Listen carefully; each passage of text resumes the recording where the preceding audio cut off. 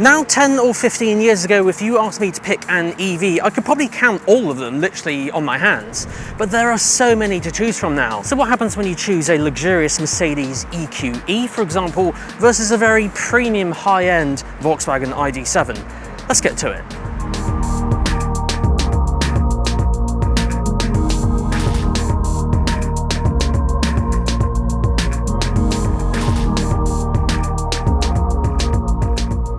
Now I wanted to touch on pricing first because this is a big one. So the Mercedes EQE starts from about 68,810, of course correct at the time of recording. The iD7 however starts from 51,550. That's over a £17,000 price difference between the two.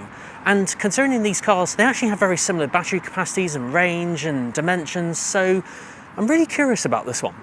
Let's take a look.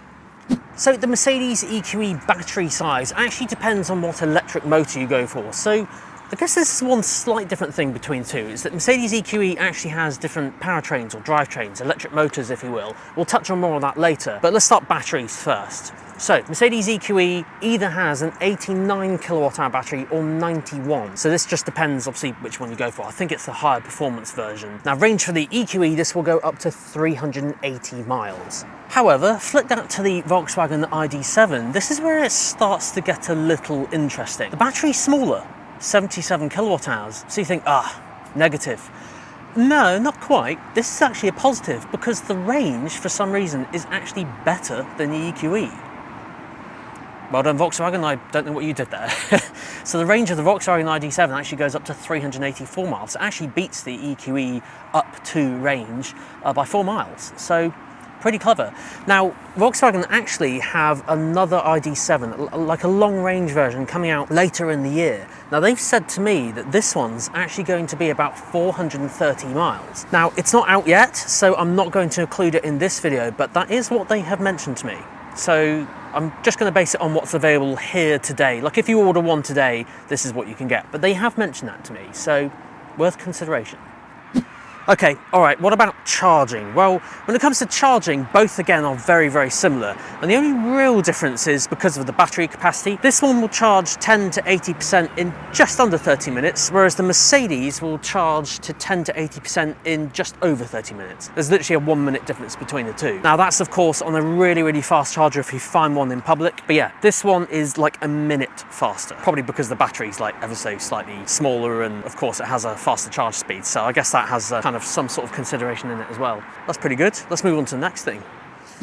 Now, if you're going to be relying on public charging like this right here, one thing you'll want to consider on the Mercedes front is Mercedes Me Charge. Now, Volkswagen also have something very, very similar called WeCharge. Now, this is kind of their own kind of mini infrastructure for public charging. So if you can't charge at home, make sure you check those out as they are very, very important. They do also offer slightly discounted electricity as well, which you will want because without any membership or anything, this one's quite expensive. But yes, if you go to Mercedes Me Charge, if you have Mercedes and Volkswagen WeCharge, just check them out and make sure you sign up for one of their tariffs because it will be a lot cheaper. Now guys, when it comes to dimensions, now to save me reciting each one of these two, I'm just going to put them all up on the screen here for the Mercedes and of course the Volkswagen. So these are dimensions and yeah, again, they're very, very similar. This one does look slightly higher. I think it's just kind of got more of a chunky front end, whereas this one's obviously kind of a lot smaller. Mercedes actually have like a massive air filter in there, whereas I presume the electric motors are in there. Both don't have a frunk, sadly, so it's mainly just down to the boots, which we'll touch on again in a minute. But yeah, those are the dimensions. Let's have a look at the next thing. Now the next thing are the boots. So let's start on the Mercedes first. So first things first is how the boot opens. So on the Mercedes EQE, it opens very much like a saloon, whereas if you notice on the iD7, it opens like a hatchback. So the whole glass goes up on the iD7, whereas on the Mercedes, it literally just opens here and the glass is fixed. Now boot capacity on this one is 430 litres. Fold the seats down, however, and it will go to 895 litres. And yes, there's kind of like a little bit of space under here underneath. You could probably just about get the cable under there for charging if you took everything out. But yeah, let's have a look at the iD7.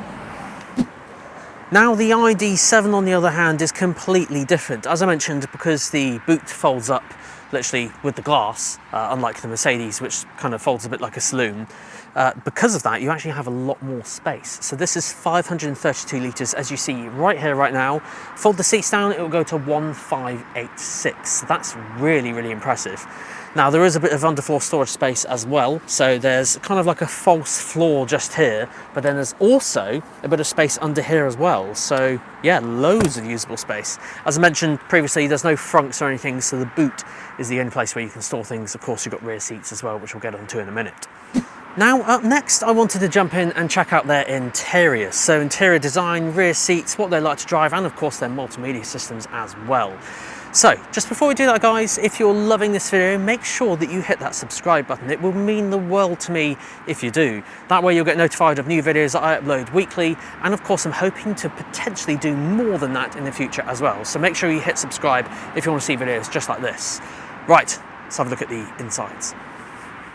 So guys, we'll sit in the Volkswagen iD7 first, and do you know what? It's actually a really, really nice place to sit. So I actually had the awesome opportunity to go with Volkswagen to their launch event of the iD7, where it was kind of like a first impressions, whereas I've actually had this for the past week.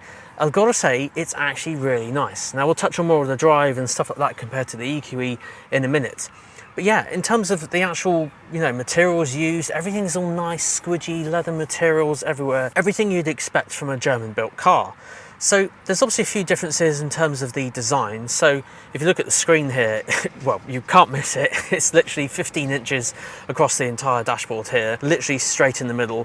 15 inches, don't forget, is about the same size as laptop screens. So if you have a laptop at home, that's how big it is, literally just there, just without the keyboard. Yes, some might think, is that not overkill? But actually, it's really good to have your sat-nav nice and big. I have reviewed a few cars, and I do appreciate a big screen to see the sat-nav nice and clearly, which is of course really, really good, having used it for the past week. Now in terms of the actual software on here, Volkswagen over the past few years have had some feedback about their software, about it not being as good as people think it should be.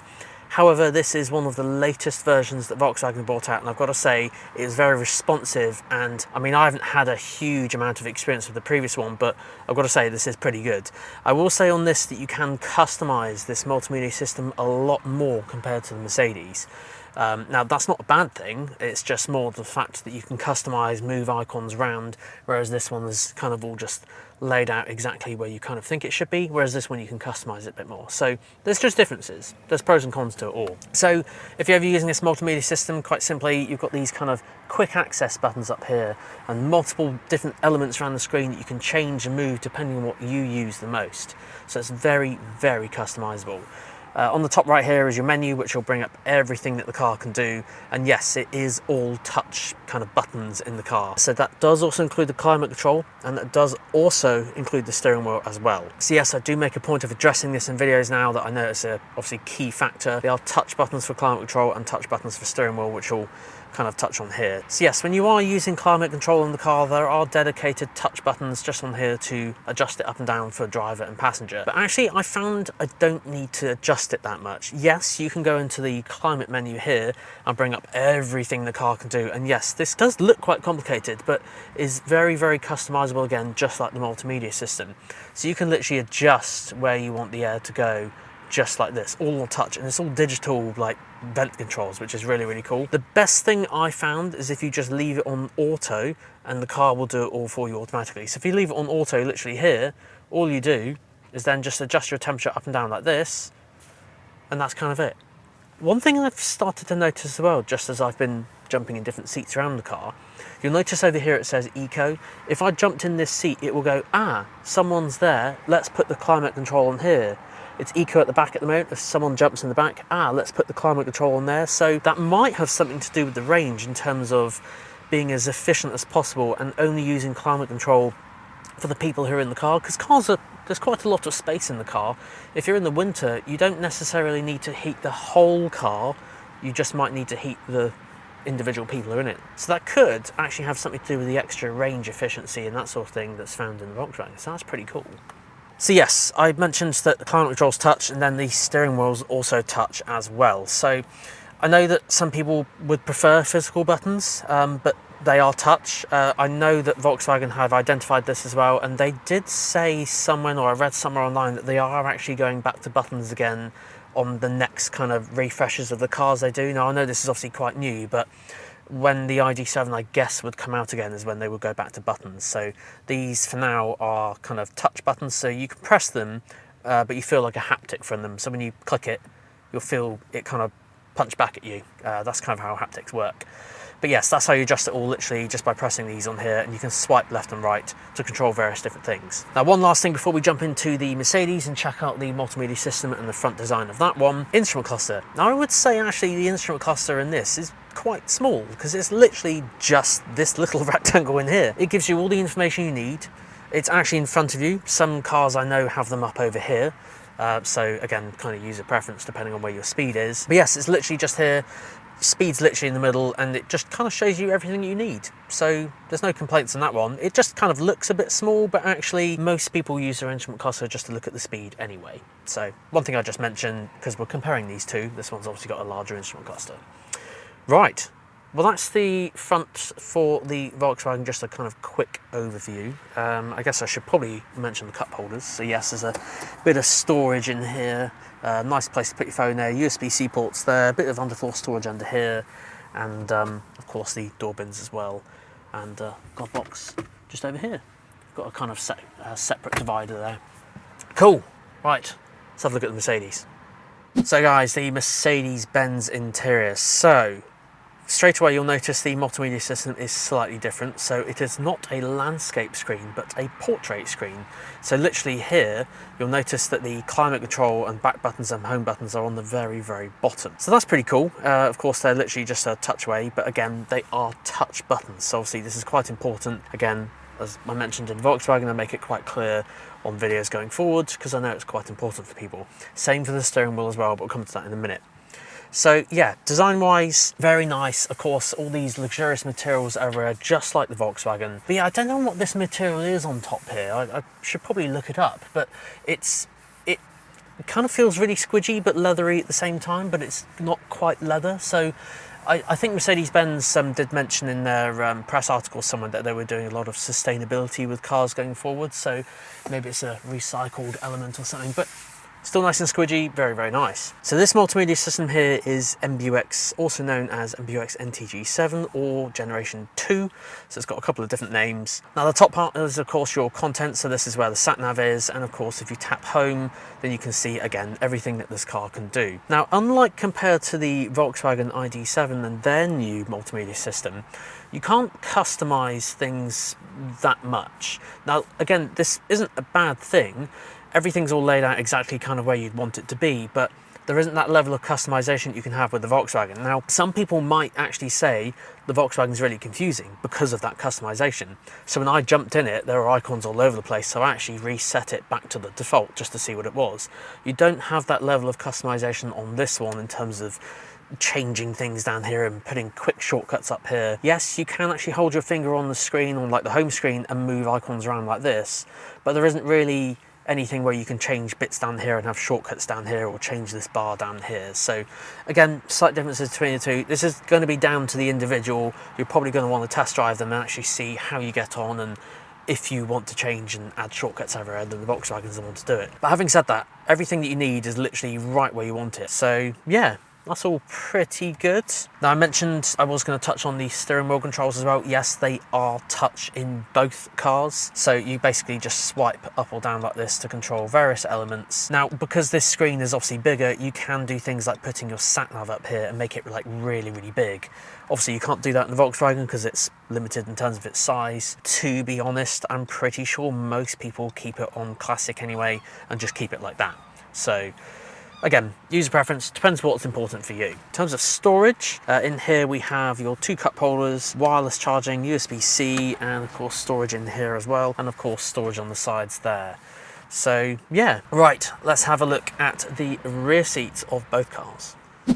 Okay guys, iD7 rear seats. So first things first, that is set up for my driving position. I'm very comfortable sat there, been driving it for the past week or so.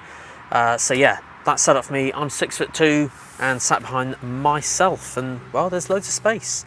If you're new to my channel, I'll give you some context. I have naturally long legs and quite a shorter body. So yeah, there will always be a slight kind of vertical bit going on here with my legs just because they're naturally a bit longer. So unfortunately I can't do anything about that.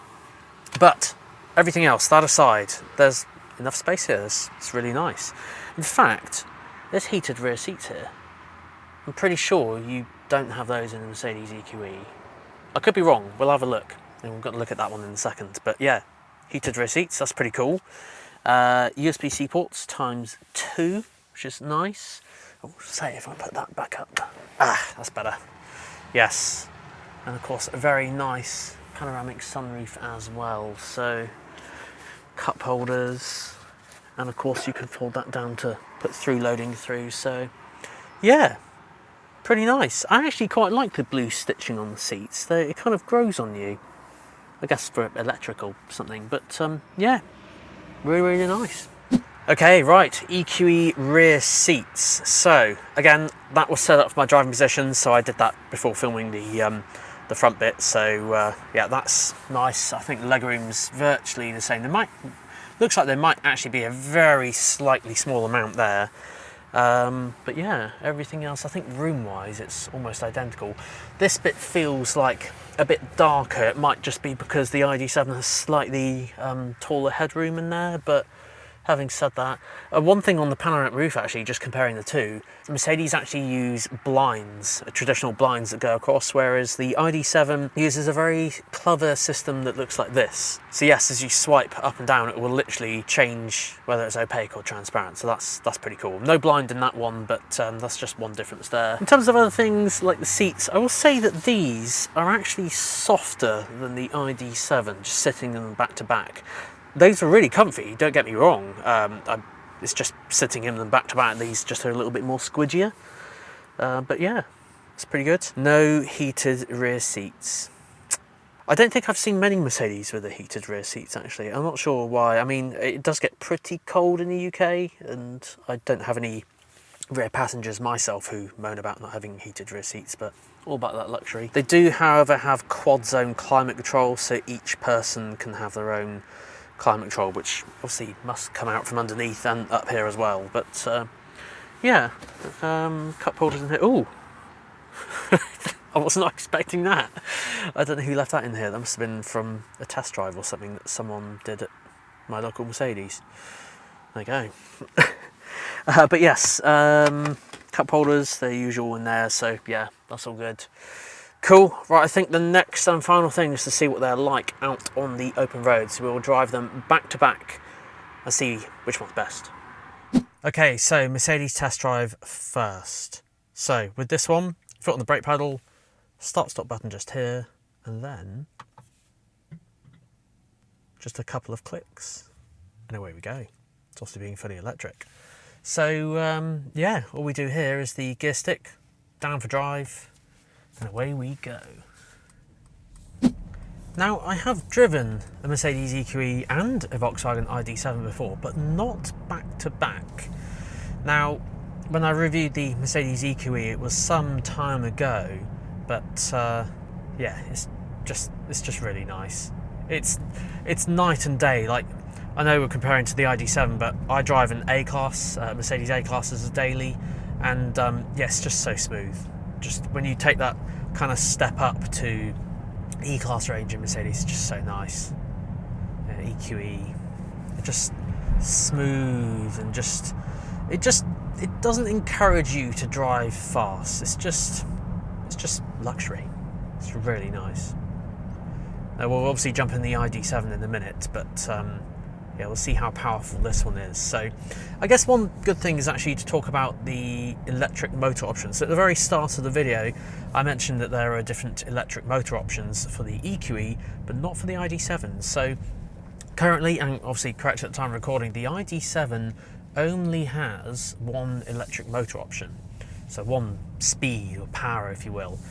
Now there is one coming out, as I mentioned, with a larger battery, which will mean more range, and potentially they might have, I don't know, they might introduce that sort of thing in the future, but currently right now Mercedes, out of the two, has got you covered on the different electric motor options if you want faster ones. So this one right here that I'm driving is 245 horsepower. It's got some oomph, and especially if you've never driven electric before, they can do this. So let me put it into sport mode. Plant your right foot, and away we go. and easily catch up any other car on the road. But yeah, here's me cruising at motorway speeds. Let's get the limiter on for 70. So yeah, you could easily do a long drive in this. So yes, I did mention there are different electric motors. So in the Mercedes, you can opt for an EQE 300, which is 245 horsepower, an EQE 350 at 292 horsepower, or if you want to go all out, that's 625 horsepower. That's right, that's on the EQE 53. Now, I have driven that car before. It is mental fast.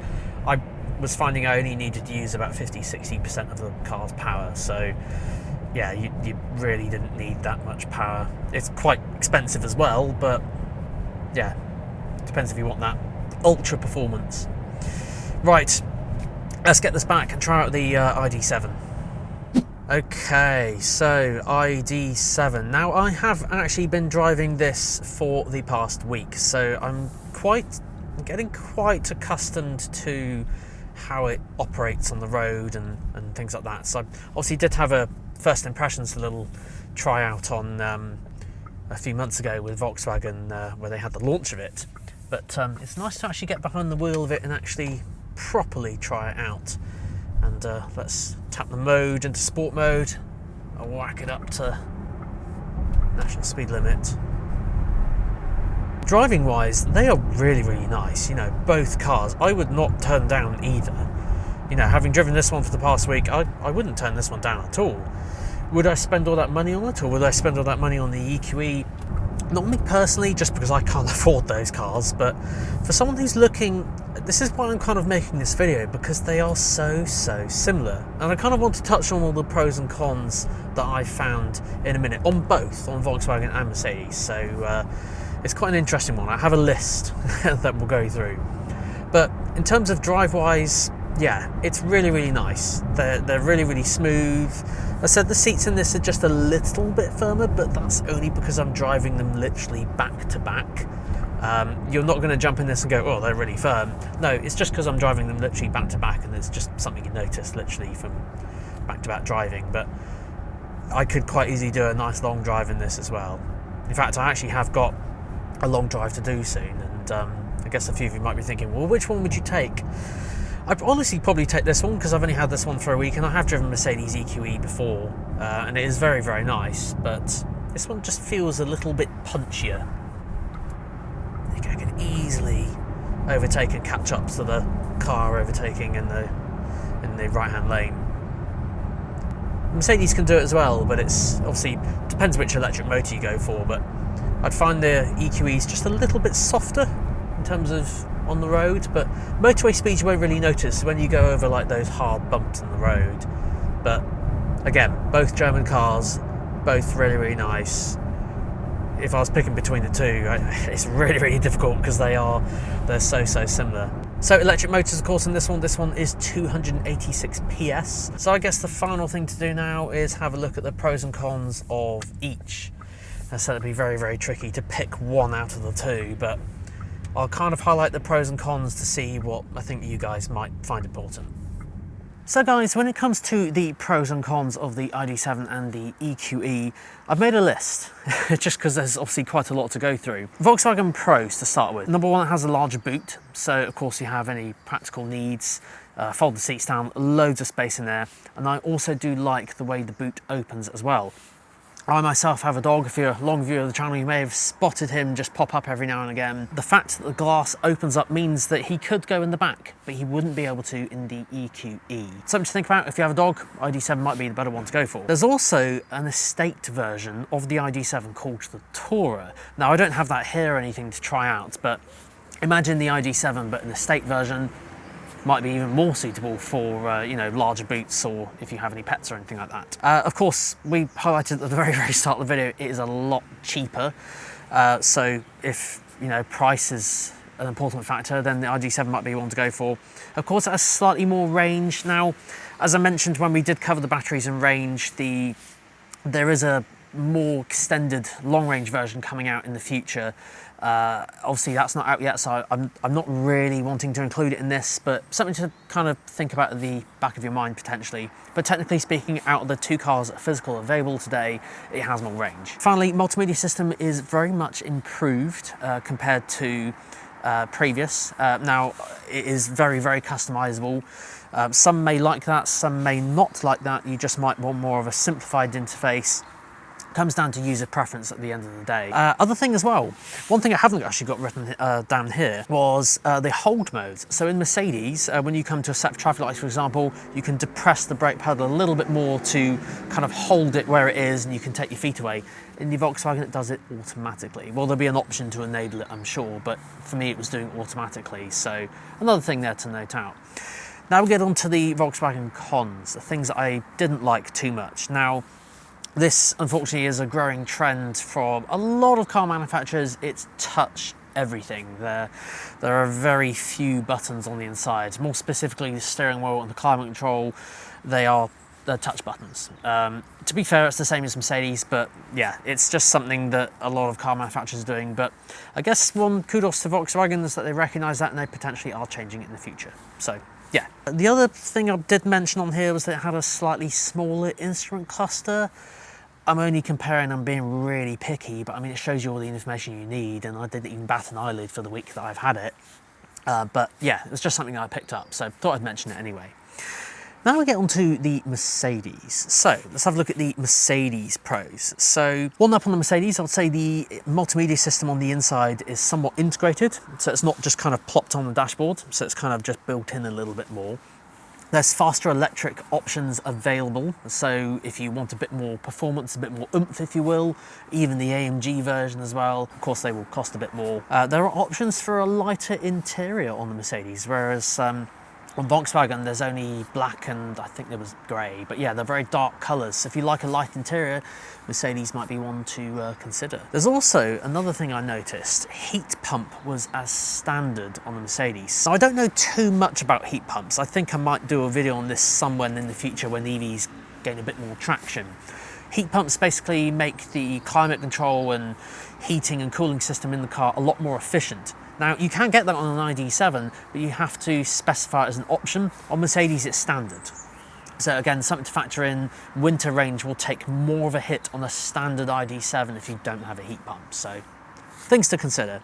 Now onto the cons for the Mercedes, so the negative things. So yes, it is on the more expensive and pricier side. You know, it's £17,000 more compared to the ID7. Yes, you could argue you might get a few more things and different options for electric motor options, that sort of thing, but it'll only add the price up even more. So yeah, it's quite expensive compared to when these two cars are very, very similar. But you do get that kind of ever so slightly softer ride, so kind of depends what you're after. Again, with Mercedes, it's all touch. So everything on the inside is touch, even the touch bar along the bottom, the climate controls touch, it's all touch screen, steering wheel's all touch. So again, there are very few buttons, but again, a lot of manufacturers are doing this still today anyway. The other negative is the boot. I did touch on it a minute ago, but yeah, more specifically for Mercedes, it opens like a saloon. So literally, I wouldn't really consider that a car because I have a dog and I literally need a car now. And to be fair, my A-Class is actually getting a bit small for him as he's growing so quick. But yeah, as it opens like a saloon, that car just literally wouldn't be suitable for me. But guys, I am curious to see what you think of your thoughts. Let me know in the comment section down below. I will personally reply to all of you who leave a comment in the comment section down below. Thank you so much for watching. I'd like to take this opportunity to give out a huge shout out to Volkswagen as they lended me the ID7 for the week so I could test it out. And of course, as always, for a lot of Mercedes content, shout out to Sandown Mercedes as they help provide access to the EQE for this video. So shout out to them both. They've been wonderful. I would not have been able to make this video without them. Guys, thank you so much. See you soon.